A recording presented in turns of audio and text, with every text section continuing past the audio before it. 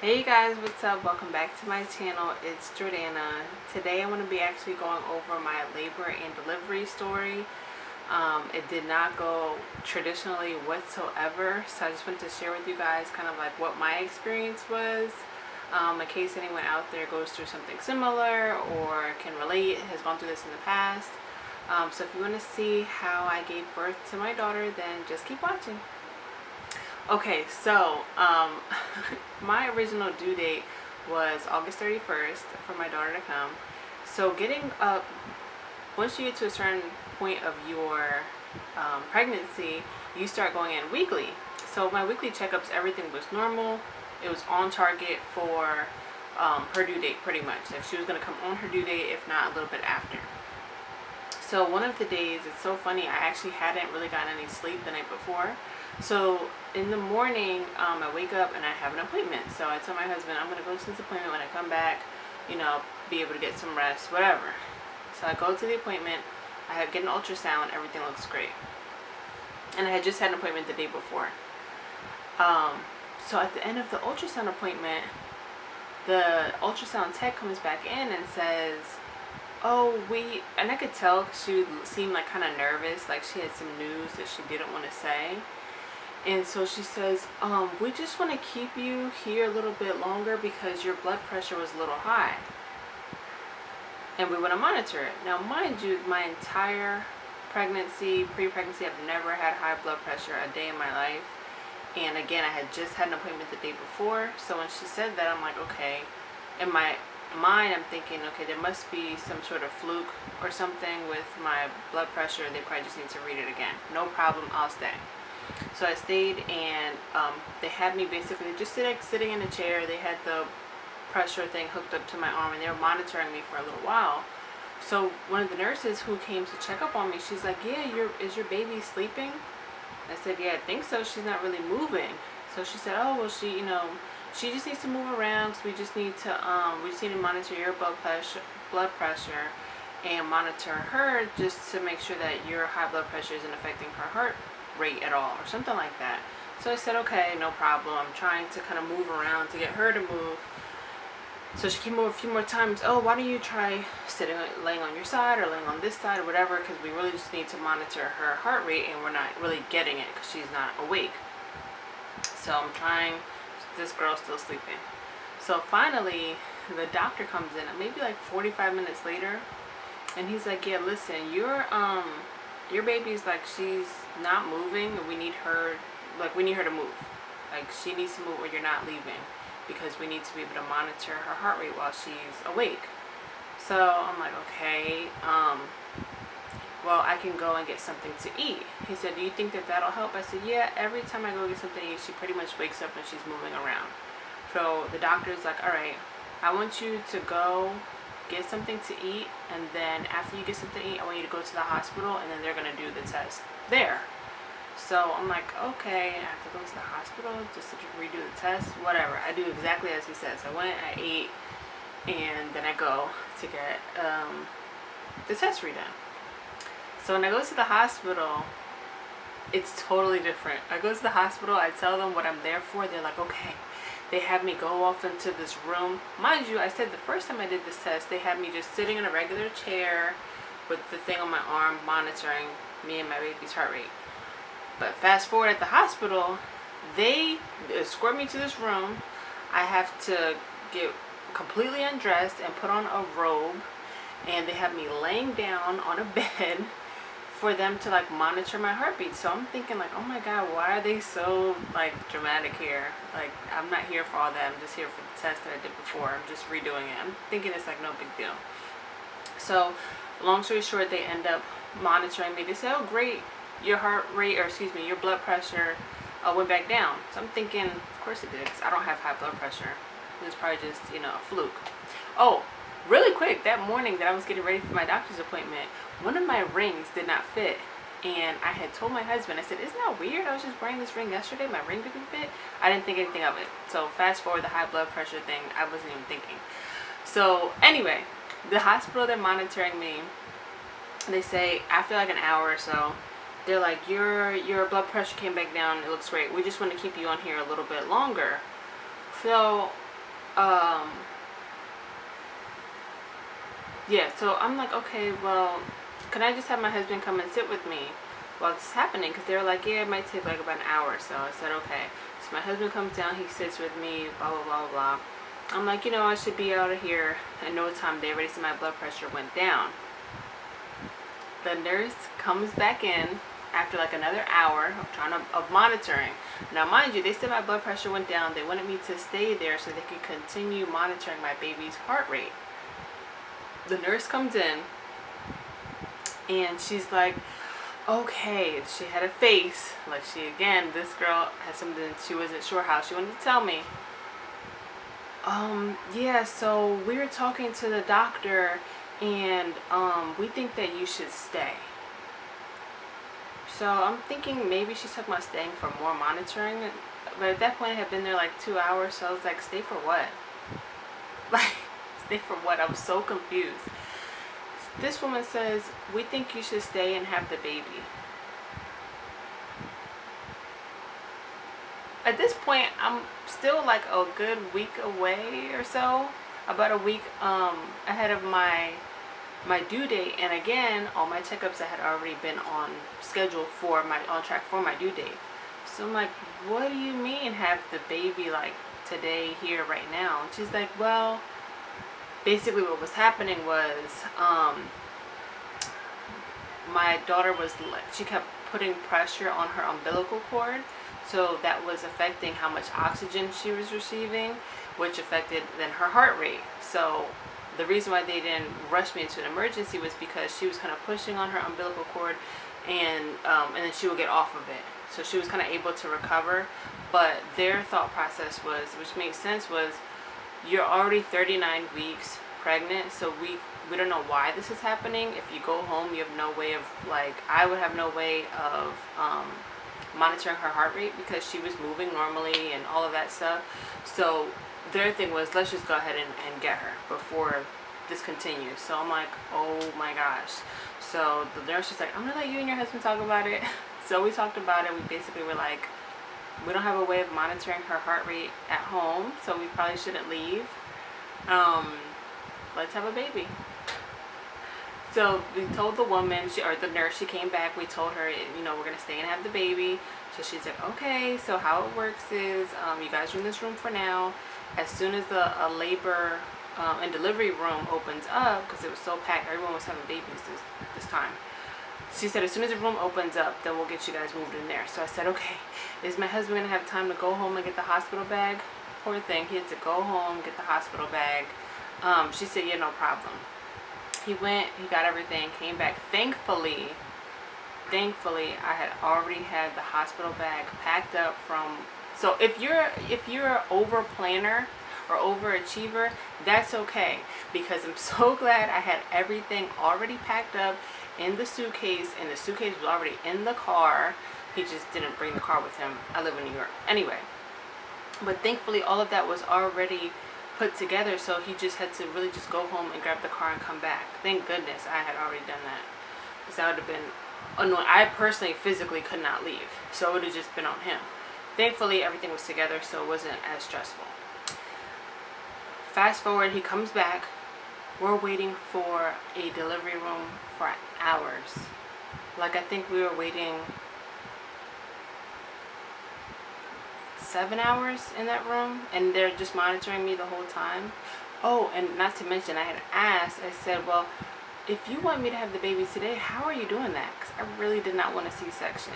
But thankfully she said, no, we will keep you here and induce labor. We will give you the hormone to kind of get labor started and possibly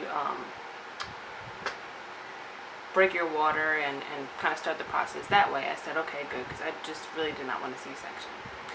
Fast forward, we're waiting hours for a labor and delivery room. So after a while, I'm like, oh my gosh, like, is it even really that serious, or are they just trying to keep me here? We had to call our family and say that we were having a baby. Everyone was shocked. Then one of the nurses had come in just to check on me. So I told her, I'm like, oh my goodness, I can't believe I'm having the baby today. She's like, don't worry, don't freak out. Which I wasn't, but she was like, everything's gonna work out great. No reason to be anxious. I kid you not, right after she said that, you can hear this woman right next door screaming bloody murder. Apparently, she was waiting for a labor and delivery room also, and yeah, she couldn't make it, so she had her baby like right next door to us. So I'm like, you just told me not to freak out, and there's a woman who went and just had a baby right next door to me. So that was funny. Fast forward, we finally get into a room at like 1 o'clock in the morning. So when we get there, I'm like all anxious and nervous because I know that they're a little anxious and nervous because I know that they're going to give me the Pitocin, which basically starts the process of labor and everything. So I was anxious kind of just for the pain. So we got into the room, we kind of like washed up and everything, and sure enough, they gave me the Pitocin. That started the entire process. So for me, I'm like, okay, I'm going to try and go as long as I can without any medicine. What I will say is that the Pitocin that they put in, basically will gradually get stronger and stronger. So the first couple hours I was doing okay. But then after a while, it was uncomfortable because you can't even get up to use the bathroom. If you have to use the bathroom, you have to do it like in a bedpan or like in a chair, which is really awkward to do that with somebody else in the room at that. You're basically just using the bathroom in a chair with this little shallow thing that holds your stuff. So yeah, that wasn't fun. And then you're in pain. And for me, labor felt just like really, really bad cramps that would just come in and out, like waves that would come in and out. So I thugged it out as long as I could for like a good like 6 hours or so. And then after a while I needed the epidural because the contraction the contractions were so intense that it was making me nauseous. Like that squeezing was making me want to vomit. So that wasn't good. I wasn't keeping any fluids down. So eventually I was like, I'm gonna get the epidural. So they bring in whoever, they give me the epidural. Again, it's like 6 or so hours later. The epidural only takes on one side of my body. It only took on the right side. So I can feel everything on the left side of my body. And I was still in so much pain, and I was so nervous now at this point because I'm thinking that they're gonna say like, well, we put it, that's how your body took it, sorry, we can't do anything else. I didn't know how many times they were allowed to do this epidural. So I'm telling the nurse hours later, I said, I've been pressing this button for more epidural medicine, and it's just, I can feel it all on the left side, I'm telling you. So they're like telling me different things to try. It was not working. They had another anesthesiologist come in, and she basically tried to kind of fix how the epidural was in my spine. That did not work. I was waiting like another hour just to see if it worked. It did not work. So then they had another set of anesthesiologists come in, and they basically had to take everything completely out of my spine and then go put it right back in all over again, like basically from scratch. And I'm thinking, please let this work because I'm in so much pain. Even though it's just the left side of my body, I'm in so much pain that if this does not work, like I don't know what I'm going to do. I'm going to just cry or pass out from the pain. I don't know. Thankfully, that kicked in and worked everywhere. And I was so excited and so happy. I could actually get some rest. I hadn't slept. Mind you, I hadn't slept the night before this appointment. I was expecting to only be out of the house for like an hour. Yeah, so I hadn't slept in like almost 2 days at this point. Got the epidural, so then now they're just basically monitoring me to see how far I'm dilated, see how much my cervix has opened up to basically let the baby come out, and see how far her head drops. So we're just waiting for that for a couple hours. So finally, again, I got the epidural, I got labor induced at 1 a.m. I got the epidural around 7 a.m. Then they came in, they decided to break my water shortly thereafter, like 7:38 or something along those lines. They decided to break my water.